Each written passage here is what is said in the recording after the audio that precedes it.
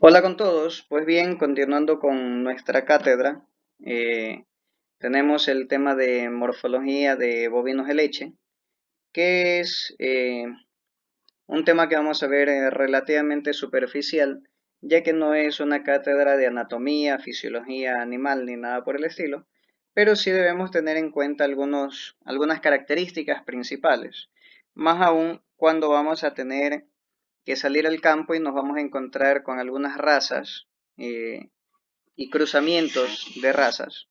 Y pudiéramos utilizar esta práctica o esta información para tener más claro de qué es lo que nos estamos encontrando ahí, con qué estamos trabajando. Una frase de hace algunas décadas atrás de un expresidente de Ecuador y, y bueno, que aún ahora en nuestros tiempos sigue siendo muy aplicable. La morfología de bovinos de leche. En un principio tenemos una descripción bastante sencilla que se refiere básicamente a la cabeza, cuello, tronco y extremidades. No es difícil de entender y creo que no sería para nada complicado saber a qué nos referimos. En todo caso, la morfología interna es un poco más complicada y es en donde entran los varios sistemas que a lo mejor o vemos en anatomía y fisiología animal. En este caso ponemos como ejemplo el sistema óseo, el sistema circulatorio, el sistema muscular, que son, como bien lo dice la palabra, es un sistema, un conjunto de órganos que están trabajando en conjunto, que están eh, haciendo un trabajo sinérgico, que el uno no va a poder funcionar bien sin el otro. Entonces, todo este conjunto de sistemas es lo que conforman la morfología interna, en este caso de los bovinos. Un gráfico un poco detallando cuáles son las principales partes de una vaca. En este caso de una vaca de leche, las mismas conformaciones o las mismas partes tiene un ganado de carne, pero con unas ciertas características que sobresalen más en unas que en otras. Tenemos, bueno, la frente, el puente de la nariz, quijado, hocico. Esto es eh, similar en los bovinos. La garganta, la papada. En este caso, esta papada debemos considerarla porque es un distintivo entre ganado de leche y ganado de carne. El ganado lechero no suele tener una papada muy pronunciada. La punta del codo, el pecho, base de tórax, rodilla, cisternas de leche. Aquí es donde vemos una vena que suele ser prominente en esta parte de abajo. Y en ganado lechero es importante conocer o ver que esta vena sobresalga, que esta vena resalte, porque nos indica que va a ser o que está siendo una vaca buena para producción de leche. Luego vemos las venas mamarias que van de la mano con las anteriores, con las cisternas de leche, los pezones que van a ser similares, con la diferencia de que entre pezones y ubre, el ganado lechero va a tener una ubre bastante más prominente que el ganado de carne. En este caso, aquí incluso en la ubre podemos llegar a ver algunas venas que se ven notoriamente por la parte externa. Esos son indicadores, y vamos a ver más adelante también, pero esos son algunos indicadores de que es un ganado bueno para producción de leche. Tenemos el espolón flanco, la parte posterior de la ubre. En esta parte, vamos a ver más adelante también, tenemos el ligamento suspensor medio, que es una característica importante de conocer y de describir en ganado lechero. La cola, el muslo, que tienen básicamente lo mismo, el empalme de la cola, el anca, la articulación del anca. En esta parte, entre el anca y las costillas, nos vamos a dar cuenta que toda esta área de aquí es notoria. Se ven algunos huesos, se ven la punta del isquion de la cadera, se ven incluso las costillas. en, en ganado lechero, porque normalmente es así, porque el ganado lechero se mejoró o se caracteriza por haber hecho mejoramiento en cuestión de producción, más no de conformación.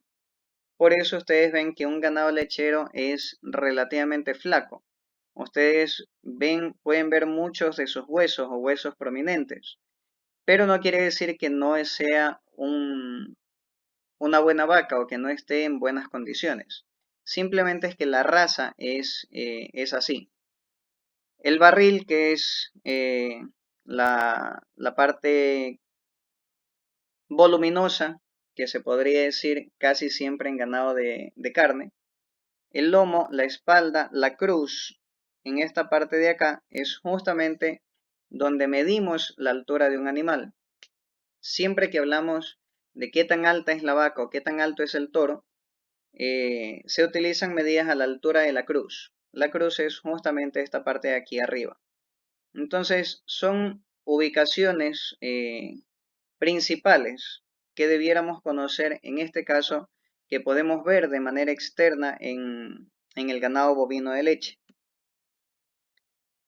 Si nos vamos un poco más allá, a la parte interna, podemos ver, y ya lo mencioné anteriormente, algunas características principales. Tenemos, bueno, las vértebras sacras, lumbares, torácicas, cervicales, que son parte de la columna vertebral de la vaca. Y lo que mencioné hace rato, la punta del isquion, que es esta de aquí, que suele ser prominente en ganado lechero. Entonces, incluso la punta del ilión también suele ser prominente. Eh, tenemos el fémur, la rótula, tibia, tarso, metatarso. Son conformaciones similares en ganado de leche y de carne, pero externamente, como les decía, estas partes, por lo menos el ilión, el isquión, de las costillas suelen ser notorias aún externamente en el caso del ganado lechero. Como vemos, el falange, metacarpo, carpo, cúbito, radio, son huesos similares entre ganado de leche y de carne. En esto no vamos a tener mayor diferencia. Órganos principales van a ser los mismos, pero igual no está de más mencionar algunos y tener alguna que otra consideración al respecto. Los principales, en este caso los vemos numerados acá. La tráquea, el esófago, que es parte del sistema digestivo del animal.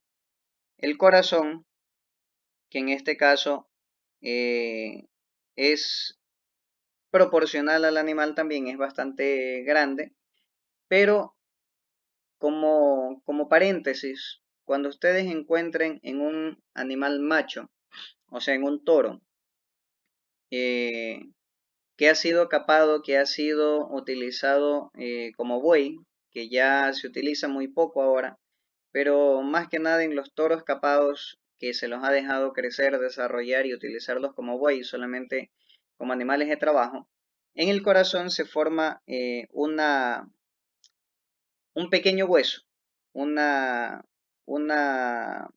agrupación de calcio básicamente, y se calcifica, se hace un pequeño huesito que aparece en el corazón.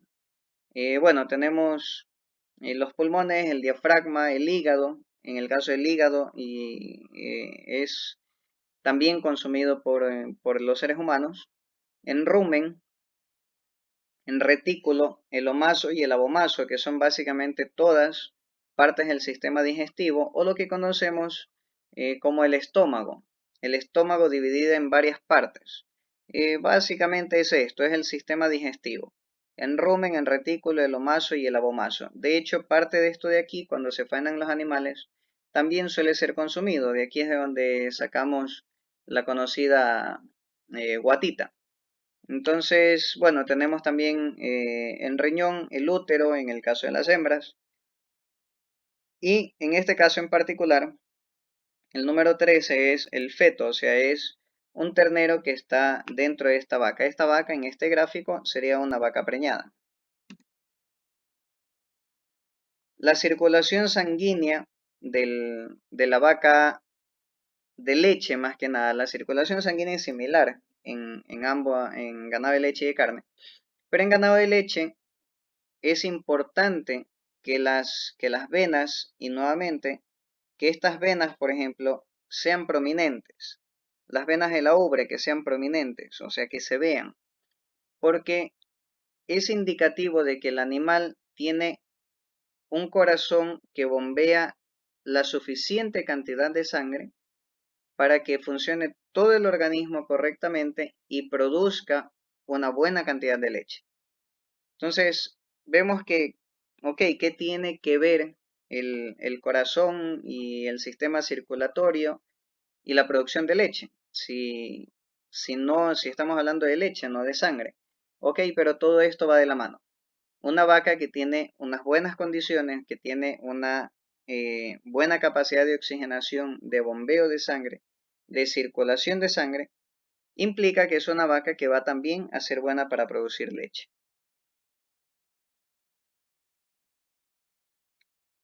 Ya lo vemos en imágenes, entonces entre la, la morfología de la vaca, entre el tronco y la ubre, vemos lo que les mencionaba anteriormente, las venas prominentes que van en la parte de abajo de la vaca y que llegan hasta la ubre, que incluso en la ubre se pueden notar. Estas son las que nos indican o que nos dan como referencia que es una vaca que puede producir o que está produciendo una buena cantidad de leche. Como vemos, esta vaca en esta parte de acá arriba es prominente la punta del ilión, se ve la punta del ilión. Y de hecho aquí, si tuviéramos la vaca cerca, pudiéramos darnos cuenta de este triángulo que se forma aquí, que se hace como una cavidad. Eso es indicativo, eso es normal en un ganado lechero. Como vemos, la papada que se puede apreciar hasta aquí no es tan prominente y esto también es característico del ganado lechero. Ya viendo más de cerca la ubre, acá viene la vena que mencionábamos, las venas de la ubre, los pezones, que dependiendo de la raza deben ser bastante parejos, bastante homogéneos, estar a una altura similar y que la punta del pezón esté más o menos a la altura de esta parte que le conocemos como el codito de la pata. Debe estar casi alineado con esta parte de la vaca. Eso es un indicativo de que la ubre no está tan caída, no ha cedido demasiado al peso. Quiere decir que es una buena vaca para producir leche. En este caso, este codito que mencionamos de aquí se le llama corvejón, o el nombre correcto es corvejón. No es el codo, no es un codito, pero es como se lo conoce popularmente. En el caso de la ubre, esta parte de acá atrás es el ligamento suspensor medio trasero de la ubre. En la parte de atrás lo podemos ver. Si nos paramos detrás de la vaca lo vamos a ver más claramente. Pero esto debe verse fortalecido. Este ligamento debe tener la fuerza suficiente, la capacidad de soportar el peso de la ubre y de la leche que se va a acumular en esa ubre. Por eso es la importancia de estos ligamentos de la vaca aquí, e incluso la inserción que tenga hacia la parte de atrás, cerca de la cola, debe verse también fortalecida. Un poco de cómo es la ubre por dentro. Vemos entonces, en este caso, uno de los cuartos, o sea, uno de los pezones. Si vemos la ubre, la dividimos en 4 partes. Cada parte funciona independientemente, pero asimismo se abastecen del mismo sistema. ¿Qué quiere decir? Que si por algún motivo la cisterna del pezón, aquí, o el pezón acá en la punta, se llega a infectar, por lo general de mastitis, se puede perder, si no hay un buen tratamiento, este pezón. Se puede perder este cuarto, pero no quiere decir que se vayan a perder los otros 3 cuartos. Entonces, si hacemos un buen manejo y este cuarto por algún motivo se llega a enfermar, lo tratamos, lo podemos recuperar, no quiere decir que vamos a perder los otros 3 cuartos también. Si no lo controlamos, si no hacemos un manejo apropiado, entonces sí podría suceder. Entonces vemos aquí los alvéolos, el tejido conectivo que está dentro de este cuarto, La cisterna de la glándula, que es donde se está acumulando, donde se va a acumular la leche antes de salir por el pezón. La cisterna del pezón, que es la que se presiona o donde se hace el sistema de bombeo de absorción para que toda la leche contenida acá arriba, desde los alvéolos, pueda bajar y terminar saliendo por aquí, por la abertura del pezón. Si vemos la vaca por la parte de atrás, encontramos algunas de sus características principales. En el caso de los huesos, el fémur, la pelvis, pero lo que les mencionaba de la ubre. Vamos a ver aquí el ligamento lateral, que es el que recubre, por decirlo así, la ubre, el ligamento medio, la lámina, la piel obviamente, y el pezón como tal. Estos ligamentos son los que tienen que verse fortalecidos, o sea, tienen que verse, cuando uno se para detrás de la vaca, se deben ver con fuerza suficiente para sostener a la ubre. Aquí vemos ya en fotografías las ubres más de cerca, vemos las venas, vemos que tiene una buena capacidad de producción de leche, vemos que la punta del pezón está más o menos a la altura del corvejón, así que en conformación estaría aparentemente muy bien conformada esta ubre. Vemos el ligamento medio y por la parte de atrás vemos el ligamento medio también. Los pezones, en este caso, aunque puede ser penalizado cuando hacemos juzgamiento, pero el hecho de que estén un poco torcidos, un poco hacia afuera, no quiere decir que sea una mala vaca. Si hacemos juzgamiento de ganado lechero, entonces sí puede ser penalizado. Pero el hecho de que los tenga así un poquito abiertos no quiere decir que la vaca sea mala. Ahora vemos un poco el tema de juzgamiento de ganado, que básicamente lo que hace es buscar las mejores características del ganado lechero en este caso. Y de hecho el juzgamiento de ganado lechero podría considerarse el más difundido o el más utilizado. Incluso tal vez más que el ganado de carne. No quiere decir que no se haga también en carne.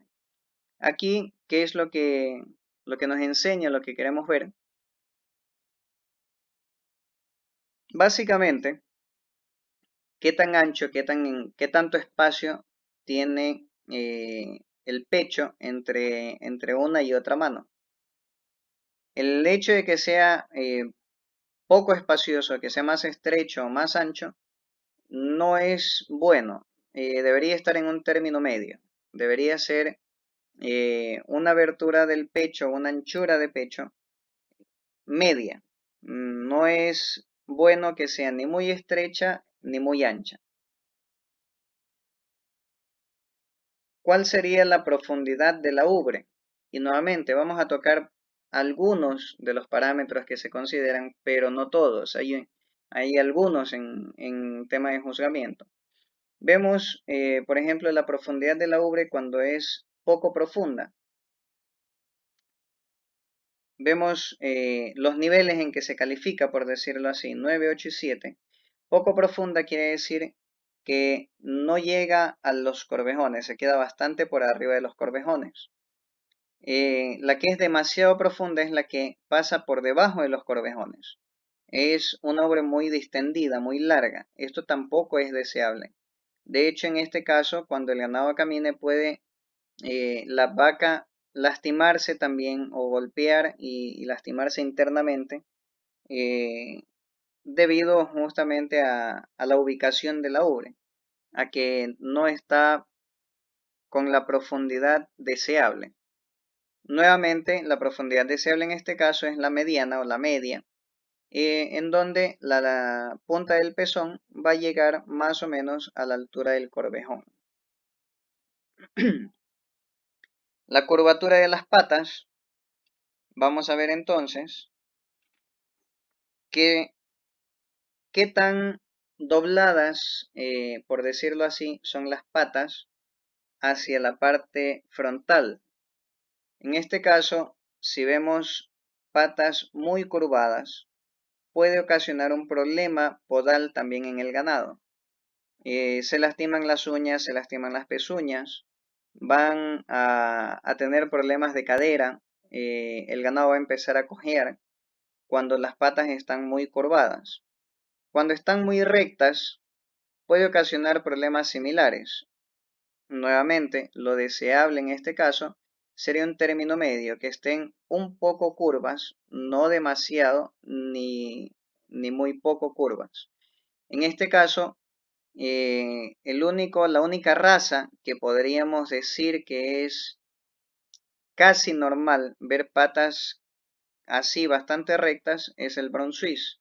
En este caso, si vemos una Brown Swiss con patas tal vez no tanto como en esta imagen, pero sí un poco más rectas, no debiera ser penalizada porque de hecho la raza se seleccionó de esa manera, o cuando se hizo la selección de esta raza, se conservó esta característica. Hablábamos hace rato de la altura de inserción posterior, que en este caso hablamos del ligamento de la ubre, es la fortaleza que podemos apreciar aquí del ligamento, o sea, qué tanto se ve o se aprecia el ligamento en esta parte. En este caso, la altura deseable viene a ser la alta, o mejor dicho, cuando el ligamento está bastante arriba, cuando el ligamento no se ha extendido, no es tan largo o no es tan profundo, tan bajo.